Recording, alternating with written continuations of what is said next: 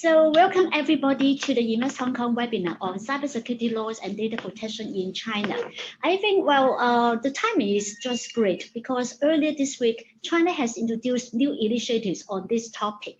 And now we are very lucky to have experts from PwC, Duncan Ding, as well as Katie Gan, who have been with PwC in the cybersecurity and privacy team for many years.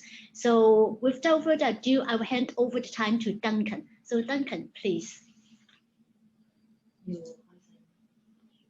Okay, I'll probably just kick it off first. So good morning, and depending on where you are at, so good morning or good afternoon to you.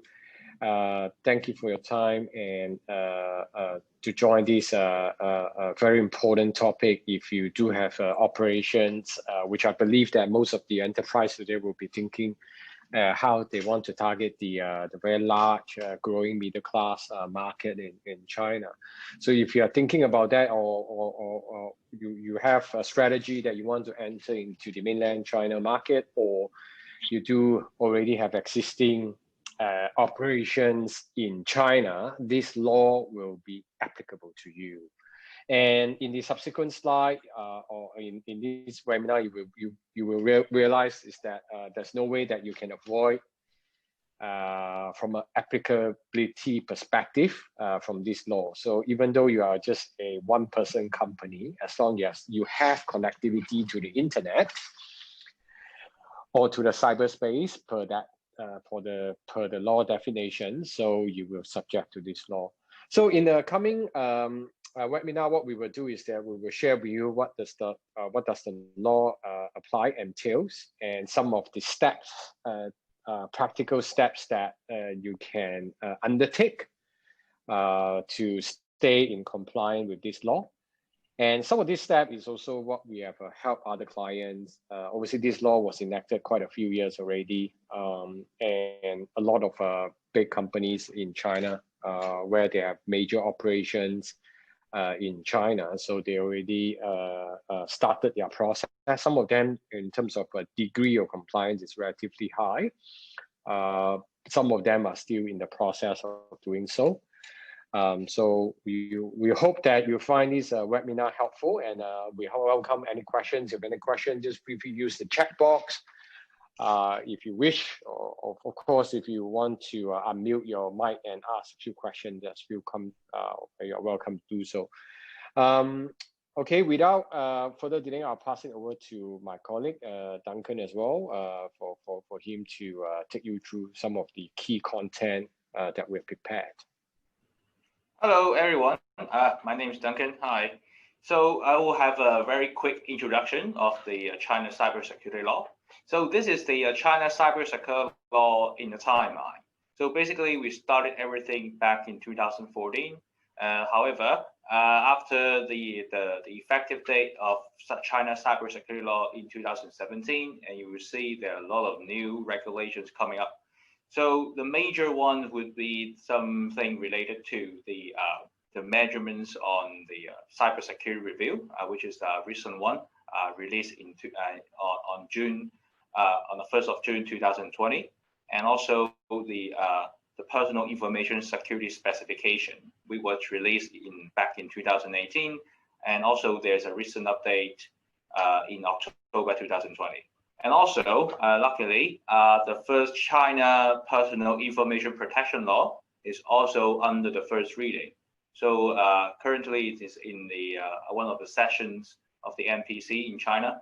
So they just published the first reading, and also starting from the 1st of January in 2021, you will see the new civil code will be introduced in China, which define the rights of privacy as well as the protection of personal information.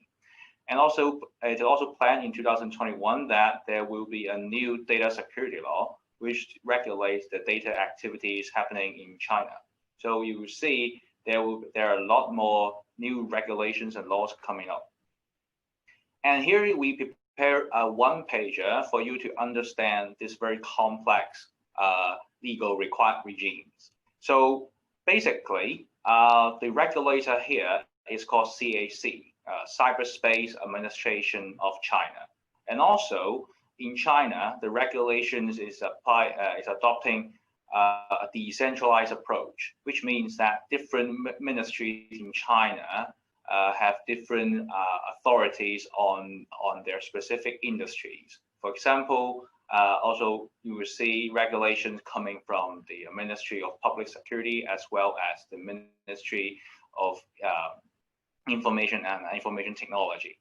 And also the law has a very wide applicability. So it basically applies to everyone as long as you operate your own network.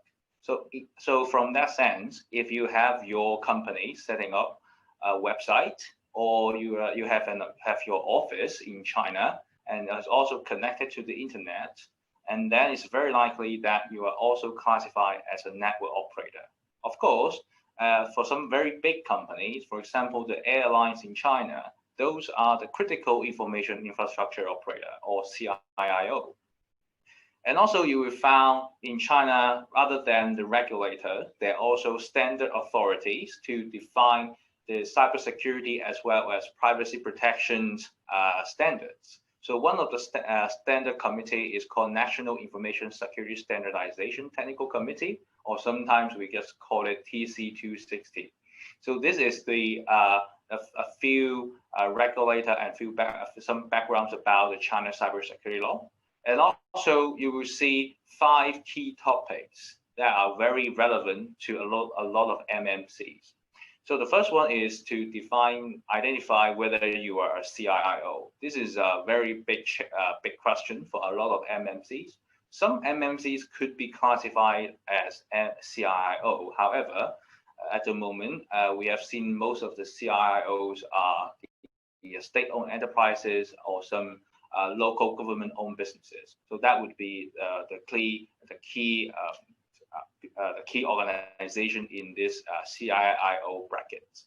And also there's another thing called MLPS, Multiple Level Protection Scheme, which is a Chinese version of the FISMA, if you are familiar with the US regulations. So it defines the security requirements of different systems in China. It classifies the system into 5 different levels. And for different companies and different system, you need to comply with this kind of regulations. And there's also a certification process to certify for certain systems under this bracket. And the third one is network products and services. So if you are trying to offer your products or services, network product or services in China, then these regulations are very relevant to you. In particular, if you're offering your network products and services to some CIOs in China. So in the measures for cybersecurity review of 2020, it requires all the vendors to perform this kind of review by a licensed agency in China so that they can sell this network product and services to CIOs. And the fourth one will be the network information management and personal information protection. So the network information management is mostly related to the information flow control in China, which, for example, what information can be published, what cannot be published. And also the personal information protection, that is also a key agenda under one of the regulators, CAC, in China. So the current effective one will be the personal information security specifications, which specifies all the privacy protection requirements in China. However, in recent news, there's a first reading of the personal information protection law, which changed the privacy protection regime from a standard control environment to a legal requirements, which means that any kind of violation will be punished by the law instead of some administrative fines. And also the last key topic we usually see is about the cross-border data transfer, which means how you collect the data and also how you transfer those personal data out of China. So that there are also a set of regulations and controls that are proposing by the Chinese government. So these are the 5 things you need to know first. And also these 5 topics are the most asked questions we have seen in the last 3 to 4 years. So the first one is how to transfer the data out of China. And the second one is how to protect the privacy data you collect in China. Also, how you manage the network information. Basically, if you run your own social media, if you want to publish a blog or also run a microblog like Twitter or something, then the network information management is applicable to you. And also the fourth one would be the measures for cybersecurity review of 2022. If you are going to sell your network product and services in China, I think this will be strongly relevant to you as well. And then the fifth one is that if you want to set up your own offices in China and then you want to build your own systems in China, then you need to consider the MLPS, multi-level protection scheme. And you also need to consider how to get your system certified. So these are the five topics, and today we will focus on these five topics as well. So the first one is about the cross-border transfer. So this is one of the most asked questions, and we have helped a lot of clients to handle this kind of challenges. So one of the key concept here is called domestic operations. So there are a few factors to determine whether you are under this domestic operation concept. So basically, it means that whether you have business operations in PRC and how many PRC users are using your product or services, and do you offer your websites or services in Chinese languages? Do you use RMB for your settlements in transactions? And also, do you offer information to users in China? So this is not just the people who has the Chinese nationality. It also covers different kinds of people, including the foreigners in China. So this is a jurisdiction-based definition. So if you have your company set up in Hong Kong, for example, and also you offer different kinds of services to your customers or consumers in China, and you offer them settlements in Chinese yuan, and also you offer them Chinese websites and blah, blah, blah. In that case, it is likely that your websites or your services in Hong Kong could be also classified as domestic operations under the Chinese regulations. However, if you only set up your services in China or in Hong Kong, but your business is overseas focused, for example, you offer your services to the people in the United States, if that's the case, then you are not classified as domestic operations. So if you are classified as domestic operations and also you transfer the data out of China, then the government is proposing security review.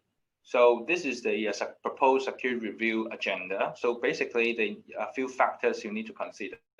First, whether it's necessary to perform the cross-border transfer, and how much data is being transferred, and what kinds of data is being transferred, and also what is the security capability of the data sender and the data receivers. So that would be the key factors you need to consider.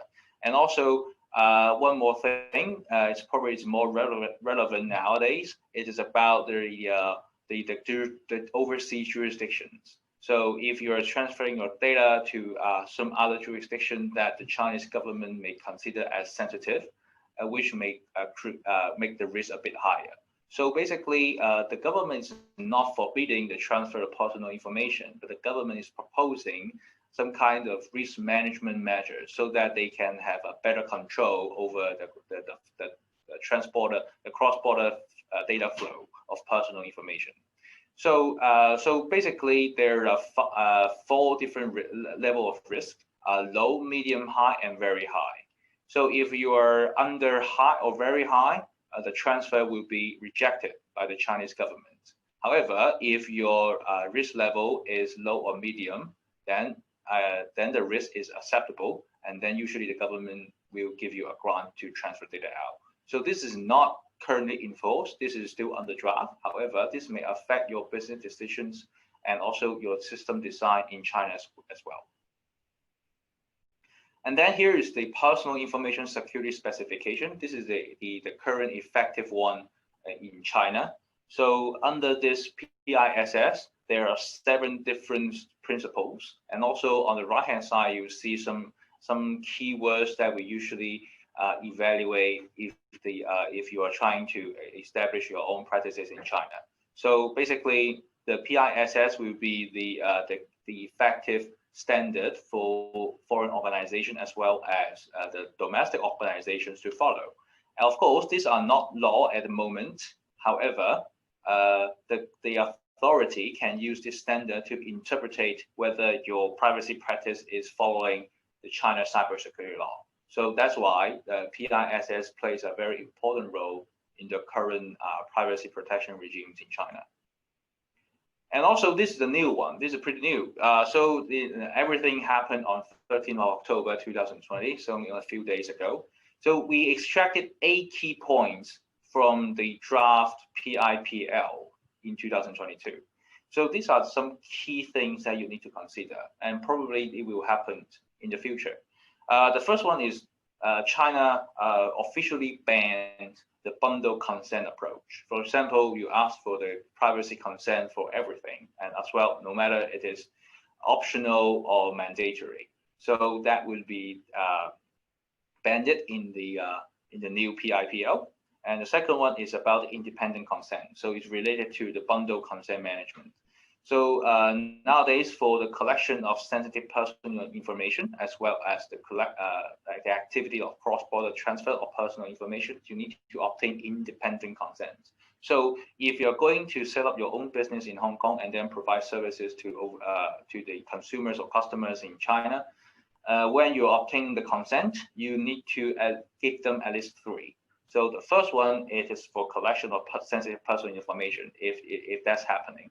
And also, if you are going to collect the data in China, and also you store the data in Hong Kong, so you also need to ask for the independent consent for the cross-border transfer of those information. And the third one will be the general consent of providing personal information to you. So that will make the consent management a very complicated task, and also some later data analytics activities. And the third one is about the review of cross-border transfer. So this is also a very challenging task, and the government is proposing, and based on the last measures, draft measures published by the government, they wanted to have an annual review of your cross-border transfer activities. So this will create a very heavy burden for a lot of MNC to operate in China. So this is also one thing you need to consider when you are doing the business in China, in particular, when you're collecting personal information. And the fourth one will be the PIPL. So the PIPL requires the data owners, even you are in overseas, if you're providing services into China, then you will need to have an agent, or you need to have your representative office, so that the Chinese government can perform their controls or regulations over you. So this is also a very challenging measures that the government is proposing under the first reading of PIPL. And the fifth one is about some basic principle of collection of personal information. For example, if you're going to collect some sensitive personal information, one of the key examples would be the facial images for facial recognition activities. In that case, you need to perform something called minimalized collections. And also for other kind of sensitive personal information, you need to prove to the regulators that you have performed a certain review, that you consider the collection of sensitive personal information is required and necessary. So this is called the necessity review. And then the number 6 is the principle of informed consent. So basically, you need to inform your consumer what information you're going to collect, and also you need to ask for explicit consent from them. So this rule will not be written in the standard anymore in the future. It will be a requirement in the law. So if any kind of violation will be will have legal consequences. And the number 7 is a formal announcement that the CAC, the Cyberspace Administration of China, will be the coordinating agency for the data protection in China. So this, in the past, it was a de facto agency. However, probably in 2021, it will be the formal one. And the last one is about penalty, and this penalty is very harsh. So for the maximum penalty for organization will be below 1 million yuan for ordinary violations, However, if you have any kinds of serious violations, and then you are subject to a maximum penalty below 50 million Chinese yuan, or 5% of your annual revenue of your organization in the last financial year. So that would be aligned with the regulations in EU, which is defining which is one of the penalties under GDPR. And also, there's other than the penalties on organizations, there will be a penalty on the individual as well. So basically, the range is much smaller, but it's still significant. So we will be the maximum penalty will be between 10,000 yuan to 100,000 yuan. And then it's the cybersecurity review. So that would be applicable to organizations or MNCs who are going to offer network products or services in China. So this is new regulations coming up in June. So the detailed review process has not been announced yet. However, these are some highlights from the measures. The first is the in-scope industries. If you are providing your network product or services to the following CIIOs under these industries, then you need to consider the risk of doing this kind of reviews. Because if they rejected it, you're not allowed to offer those network product or services to the CIIOs in China. Of course, you can still enter the Chinese market, but there's some restrictions there. And the second one will be the cybersecurity review domain. So these are the domains that you need to consider when submitting the cybersecurity review.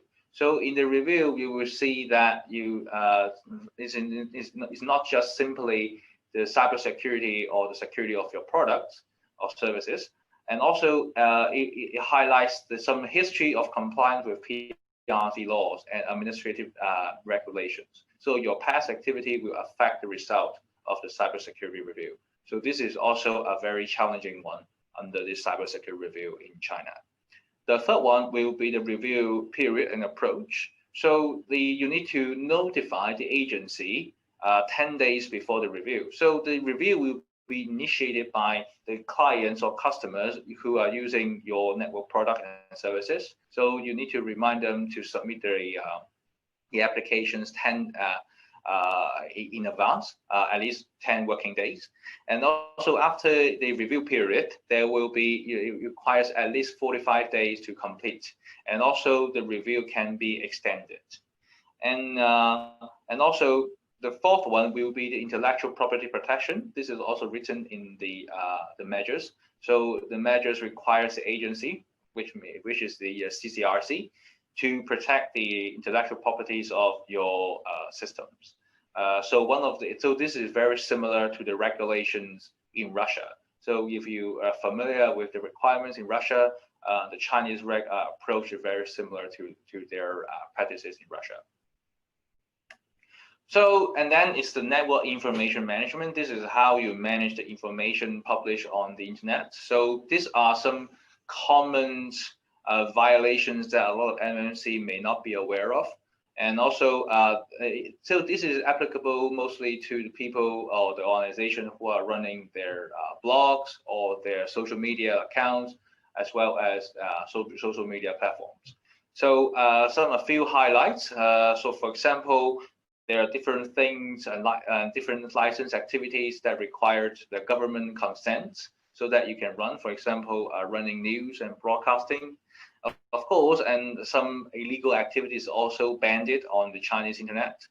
And this is, and also the last one will be a very interesting one, is a differentiation and classification of country and region. So probably this is very unique issues in China, because the Chinese government has a very strong feeling about the difference between country and region. So probably this is one thing you need to consider. And also there were a lot of similar cases before. So one of the most famous case was Marriott International. So it was a big news back in a few years ago. And then it's just the multi-level protection scheme, MLPS, as discussed. So MLPS is very similar to the US FISMA scheme. So basically, it's a certification of certain systems. However, under this MLPS, the in-scope system will be the system in China, no matter it is owned by a Chinese company or a foreign company. So, however, the scope is only applicable to systems in China. For example, if you have your web servers in China, then it is applicable. However, if you only run everything in Hong Kong or in Taiwan or any parts of the world, then MLPS is not applicable to you. However, if you want to set up your own web server or you want to set up your own website or web applications, then you may need to consider the implication of MLPS to you. So this is the very simple MLPS timeline. So you need to classify your system first, and then you need to submit your filing. After the submission of your filing, you also need to ask an assessment center in China to perform the assessments. And if your assessment is okay, it's very similar to ISO 27K. If your assessment is okay, then the assessment center will issue an assessment report, and then the assessment report will be filed to the Ministry of Public Security. And after that, the Ministry of Public Security will issue a final notification to you, indicating that you have obtained the certificate of MLPS. So that is the overall procedure. And the key challenge for most MMC is that how to classify your systems. So on the left-hand side is some common criteria according to the classification guidance. However, the guidance is a bit vague. So in different provinces in China, different agencies may have different interpretation of this criteria. So this is one of the thresholds we obtained from one of the provincial agency in China. So in that province, for level 1, it is we classified the system into system connecting to the internet, and also system do not connect to the internet. So that would be a very interesting classifications, and also how much personal information you have will also affect the classification. Of course, on the right-hand side is only an illustration of some practices in China, and on so under it, we give you some examples about the classifications. So if you have your own office administration systems that is not published on the internet, then it's likely to be level 1. So if you are under level 1, nothing you need to do, because it's a self-protection. You don't need to worry about that. However, starting from level 2, you need to obtain the certificate. So one of the example would be the official website. So a lot of official website would be classified as level 2.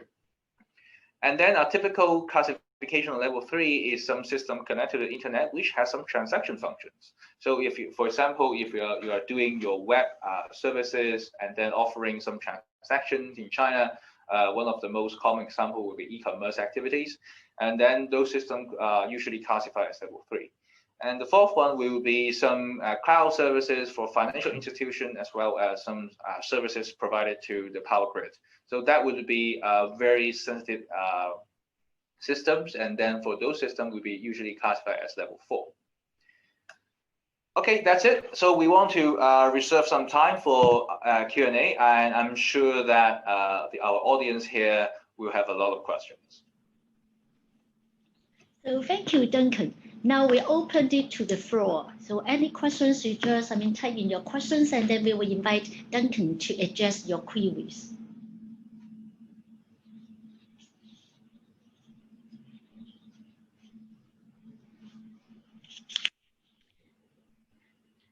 Now, one of the questions that is coming in is that now if I operate an e-commerce site in a European country, now then some of my buyers are from mainland China. So I store some of their data, but the server is in Germany. So am I subject to the cybersecurity law? Okay, under the old regulation in China, it may not be. However, under the new proposed PIPL, this one, Personal Information Protection Law. So here, number 4, so the PIPL is applicable to data owners providing services and products to data subjects in mainland China. And also under these regulations, it requires the overseas data owners to set up a representative office or an agent so that the Chinese government can impose those regulations on you. So this is still under first reading. And I'm sure there will be a lot of debate about whether this is actionable or practicable or feasible in China. So, however, this is some potential regulatory compliance risk you need to consider. So another question is about the cross-border transfer of data. So you mentioned that there are different levels of risk, high, medium, low. Now, are there any guidelines to classify what is considered high risk, medium risk, and then low risk? Okay, so this is so basically in the past we helped a lot of clients to conduct this kind of risk assessments. So the risk assessment, there is a standard. There's a draft standard proposed by the TC 260 to help the organization to perform this kind of review.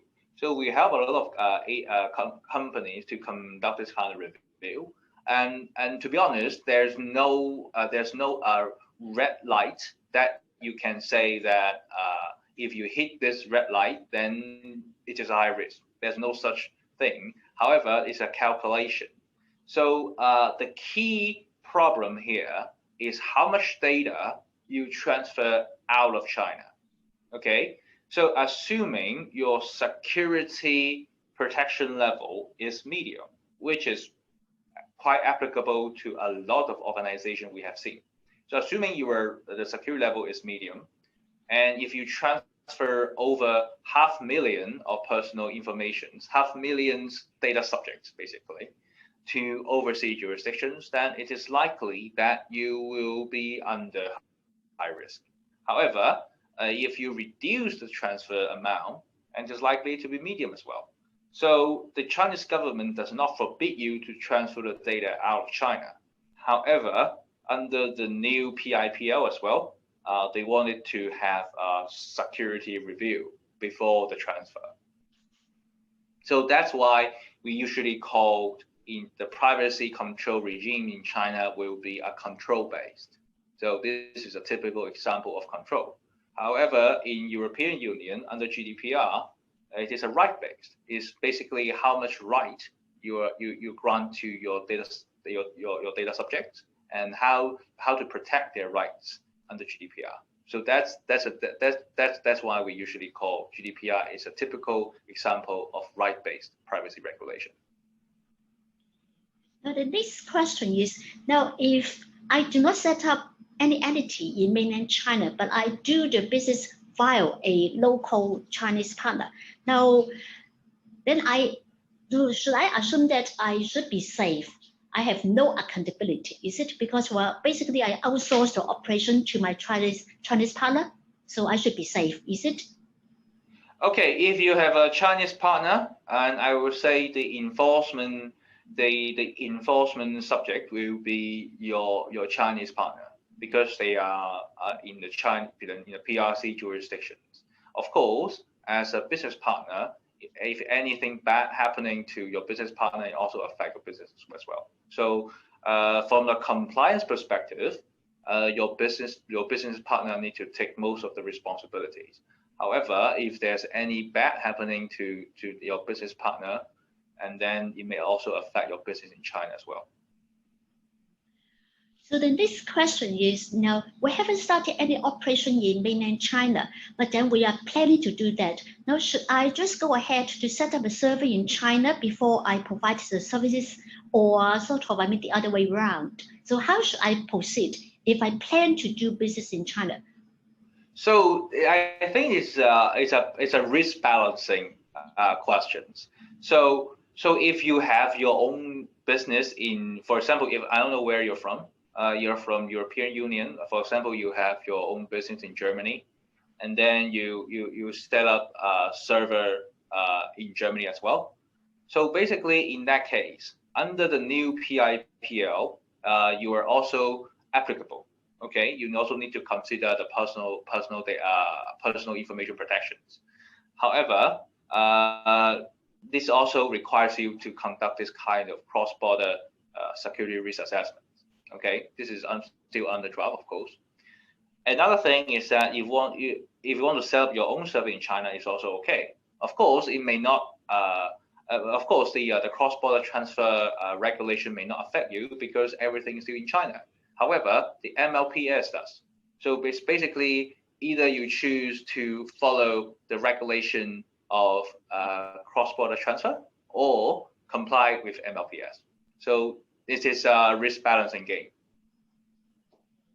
Now, the next question is that, well, you mentioned many times the term MNC, multinational companies, but I'm just an SME. So what should I do in order to ensure that I comply with all the regulations and that I am safe? Okay, so I won't say that if you come, I don't think there's an easy way for a lot of people to do this. So basically, the MMC I'm using, it is probably the definition is a bit larger than the usual understanding of ordinary understanding of MMC. So when we're talking about MMC, we're talking about large organizations, but in this sense, it's just cover whatever organization it is, no matter it is a very small SME or a very large corporations. So it's still the same. They're all multinational operations. Okay. So from that sense, if you're very small SMEs and also you want to run your business in China, and then you want to comply with it, and under the current regulation, I think the easier way, there's no simple way. However, based on our previous experience, an easier way is to set up your own server or system in China. For example, if you run your web services or you have a web applications, and then probably it's better to set up your Chinese version in China. I think from a compliance perspective, the workload will be easier. And also you also have a partner or maybe a partner helping you to comply with the local regulations. I think that is an easier way. Of course, the burden is still heavy. However, I think from a practical sense, it could be easier, yes. So the next one is a very short question, but maybe we have to what the is it working? Yeah, the microphone. Yeah, okay. So the next I want to So the next question is, how does the law apply to metadata for analysis? So maybe I think, well, we have to fill in some of the gaps because it is not so clear. So I hope Duncan can sort of, fill in the gaps. How does the law apply to metadata for analysis? Okay, so I don't know what kinds of metadata you're talking about. Maybe personal data. So okay, using personal data as an example, maybe that's why you ask this question. So if you're talking about the metadata of personal information, then may not be the personal information maybe it may not be the transactional information of a personal information. For example, my purchase record or my travel record. These are the real transactional data, and the metadata could be some general user profiles. So as long as personal information, as long as you are going to analyze it under the new PIPL, just like here. So yes, analyzing the data subject in mainland China, then yeah, the PIPL could still applicable to you. And you also need to follow the consent management, the cross-border transfer regulations that would affect you, as long as it's personal information. Now the attendee has clarified his or her question. It is about network metadata, the log from IT devices. Yeah, that kind of metadata. Okay, so I think you need to consider one thing. What kinds of network metadata that is? Under the Chinese regulation, probably this topic is too specific, and it is not frequently asked. So for the network metadata, one example would be logs. For example, if you have your security operation center, so PwC, we also have our SOC, that's why we know it. So if you're running your security operations center, you need to collect the logs from systems in China, okay? And then in general, if those log information does not contain sensitive information, for example, personal data or some important data under the Chinese regulation, this is not quite discussed yet in our deck. But actually, there's a standard defining what kind of data is classified as important data. So for the important data, the government also proposing some kind of regulation to control it. Mostly it's related to some national defense and intelligence stuff, or some key business informations of CIOs. If those information is under the metadata you're talking about, and then yeah, you need to consider some potential threat. Of course, if it's just some ordinary syslogs or security logs from certain computers and nothing more than that, then I think the network metadata should be all right. Now, another question is probably the attendee look at your bio, okay, for Katie and Duncan, and then you mentioned your founder. I mean, Katie is the founder of PwC Dark Lab. So this attendee would like to know what you mean by a dark lab. Oh, okay. Katie, probably it's better for you to answer this. Yeah, so no, thanks for the question. So Dark Lab is basically our lab where we provide our cybersecurity services to the community. So in there, we have quite a broad and wide practices that we do. So including a couple of services that Duncan just mentioned, right? So including our SOC. In there, that's where we do our purple teaming. That's where we do our forensic work. That's where we do a lot of data analytics over the securities matters, as well as that's where we produce a lot of threat intelligence as well. So that's basically our lab. Okay, I think that is, I mean, the last question raised by the attendees. So any more questions from the attendees? Okay.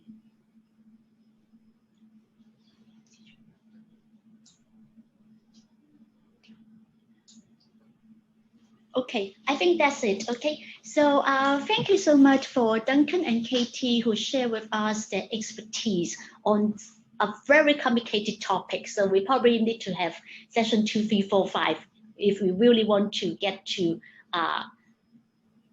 the heart of this issue. Yeah, I would say the cybersecurity regulation in China is getting more complicated. So back in 2017, it was pretty simple because there was only one China cybersecurity law, and those articles are pretty vague from a practical standpoint. But after 3 years, I would say the Chinese cybersecurity law regime is much stronger, and more details coming up, more standards coming up, and then that will provide a lot more clear guidance to different companies operating in China, no matter it's a domestic company or a foreign company. So just an attendee sent in a remark. Excellent presentation. Thank you. So, okay, thank you. Okay, thanks, guys. And Katie, yep. So once again, thank you so much, and then we'll bring. This is the end of the webinar. Goodbye, everybody.